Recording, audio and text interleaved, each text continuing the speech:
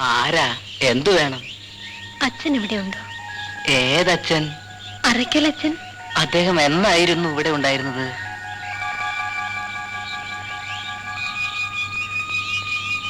പത്ത് 12 കൊല്ലം മുമ്പ്. അയ്യോ, അദ്ദേഹം സ്ഥലം മാറിപ്പോയിട്ട് വർഷങ്ങളായല്ലോ. അച്ഛൻ ഇപ്പൊ എവിടെയാണെന്നറിയാമോ? ഒരു വിവരവുമില്ല. അപ്പോ എന്റെ രാജമോൻ.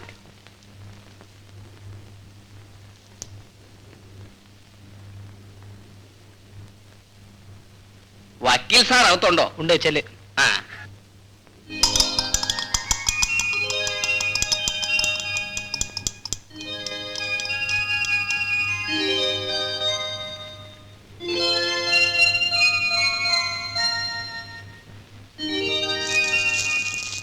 നമസ്കാരമുണ്ട് വക്കീൽ സാറേ.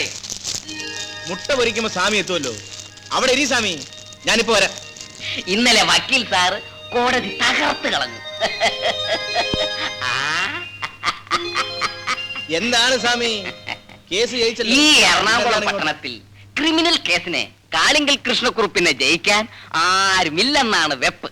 നമ്മുടെ കേസോടുകൂടി അത് തകർന്നു. സാറ് നന്നായി വാദിച്ചു, നാം ജയിച്ചു.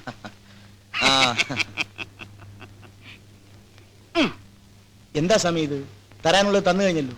പിന്നെ ഇരിക്കട്ടെ ഇരിക്കട്ടെ, സന്തോഷം കൊണ്ടല്ലേ. ആ, സന്തോഷം പ്രകടിപ്പിച്ചല്ലേ, അത് മതി. ഇരിക്കട്ടെ. You're too strict. എനിക്ക് വളരെ തൃപ്തിയായിട്ടോ. ഞാൻ വരട്ടെ. നല്ല മണം. വക്കീൽ സാർ നല്ലൊരു പാചകക്കാരൻ കൂടിയാണല്ലേ. എന്നാ ഞാൻ വരട്ടെ.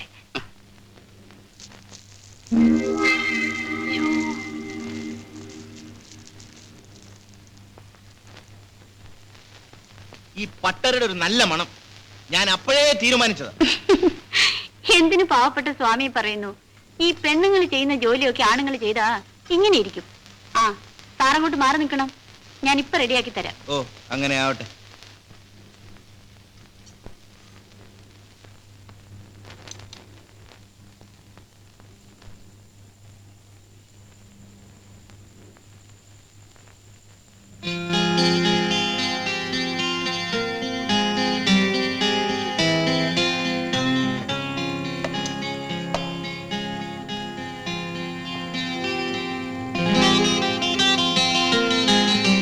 കൊള്ളാമല്ലോ, ഇത്ര വേഗം എല്ലാം റെഡിയായല്ലോ. ഈ ഒരു കാര്യം മാത്രം എന്നെ കൊണ്ട് വയ്യ. വയ്യെങ്കിൽ അതിന് വേഗം ഒരു പോംവഴി കണ്ടുപിടിക്കണം. എന്താണ് അതിനൊരു വഴി? അതെ, എന്റെ അച്ഛനോട് പോയി ചോദിച്ചാൽ പറഞ്ഞു തരും. അത് വേണോ? മോള് തന്നെ അങ്ങോട്ട് ചോദിച്ചാ പോരെ? അയ്യോ, ഞാനില്ല. ചിലപ്പോ നമുക്കെതിരായിട്ട് വിധിച്ചാലോ? അതുകൊണ്ട് വക്കീൽ സാർ തന്നെ പോയി വാദിച്ച് ജയിച്ചു വന്നാൽ മതി. Okay, done. അയ്യോ, പലവരും കാണും.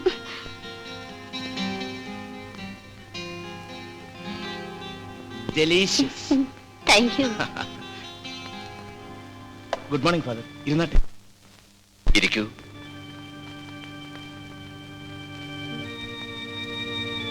രാജഗോപാലിന്റെ ജോലി തിരക്കിനിടയിൽ വൈകുന്നേരത്തെ പരിപാടി ഓർമ്മപ്പെടുത്താനാണ് ഞാൻ വന്നത്. സ്കൂളിലെ സമ്മാനദാനത്തിന്റെ കാര്യമല്ലേ? അതിനൊന്ന് ഫോൺ ചെയ്താൽ മതിയായിരുന്നല്ലോ. വലിയ നേതാക്കന്മാരെയും ഉയർന്ന പദവിയിലുള്ളവരെയും ഒക്കെ നേരിട്ട് വന്ന് ക്ഷണിക്കുന്നതല്ലേ അതിന്റെ മര്യാദ. ഞാൻ എത്ര വലിയവനായാലും ഏത് പദവിയിലിരുന്നാലും അച്ഛന്റെ രാജമോൻ തന്നെയാണ്. എപ്പോഴും ഏത് പ്രവൃത്തിയിലും അച്ഛന് ഞാനൊരു അഭിമാനമായിരിക്കും. എനിക്കറിയാം. God bless you my son.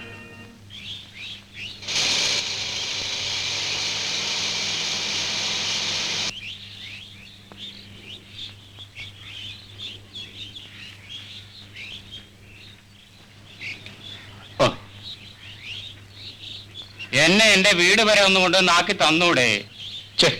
അതുവരെ പോവില്ല മുപ്പിലെ. ഇത്രയും ദൂരം എന്റെ ജീപ്പ് ആയതുകൊണ്ടാ വന്നത്.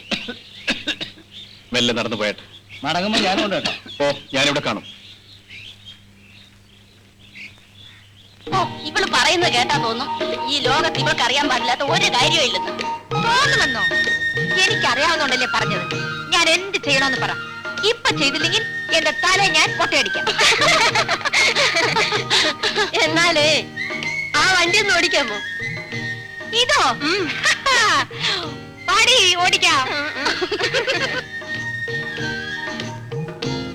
എടി കുഴപ്പമൊന്നും ഉണ്ടാക്കല്ലേ. നീ ഒന്ന് ചുമ്മാ ഇരിയടി.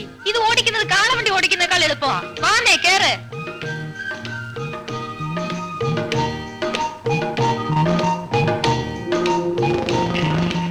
അയ്യോ അയ്യോ ഇതെന്താണ് ഇങ്ങനെ ഓടുന്നത്?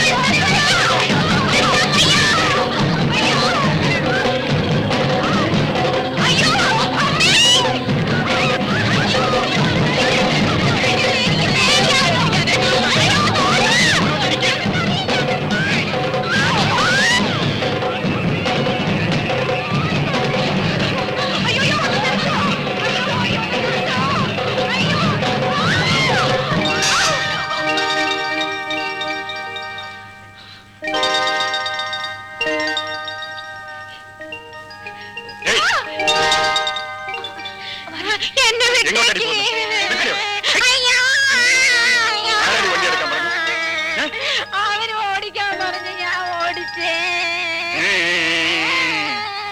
ഞാൻ വന്നില്ലായിരുന്നെങ്കിൽ എല്ലാം കൂടി ഇടിച്ച് ചത്തേനെ.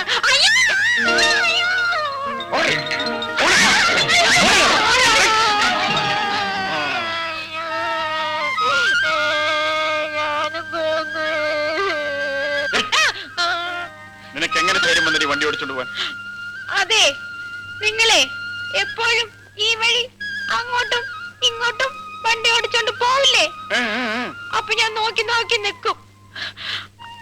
അപ്പൊ ഞാൻ വിചാരിച്ചു ഇത് ആർക്കും ഓടിക്കാമെന്ന്. എന്താ നീ പറഞ്ഞത്? ഞാൻ ജീപ്പ് ഓടിച്ചോണ്ട് പോകുന്നത് നീ നോക്കി നിൽക്കുമെന്നു? അതെന്തിന്? നിന്റെ പേരെന്താ? സുശീല. കൊള്ളാം. ഞാൻ ഇതുവഴി പോകുമ്പോ ഇനിയും നോക്കി നിൽക്കുമോ? നോക്കി നിൽക്കില്ലേ? ആ, നിന്റെ വീട് എവിടെയാ? അങ്ങ് അവീടെ എവിടെ? അങ്ങ് പാഞ്ചാലിക്കുപ്പത്താ. ഓഹോ, ഞാനും അതുവഴിയാ പോകുന്നത്. വണ്ടിക്കാർക്ക് വിട്ടുവരാം. അയ്യോ വേണ്ട, എന്റെ അച്ഛൻ വഴക്ക് പറയും. നിന്റെ അച്ഛൻ അറിയാതെ ഞാൻ നിന്നെ കൊണ്ടാക്കി തരാം. വാ. വേണ്ട വേണ്ട, നിങ്ങൾ ഈ വണ്ടിയിൽ അവിടെ വരുമ്പോഴേക്കും ഞാൻ എന്റെ വീട്ടിലെത്തും. ജീപ്പിനേക്കാൾ മുമ്പ് നീ എത്തുമോ? ആ അതെങ്ങനെ? നോക്കിക്കോ.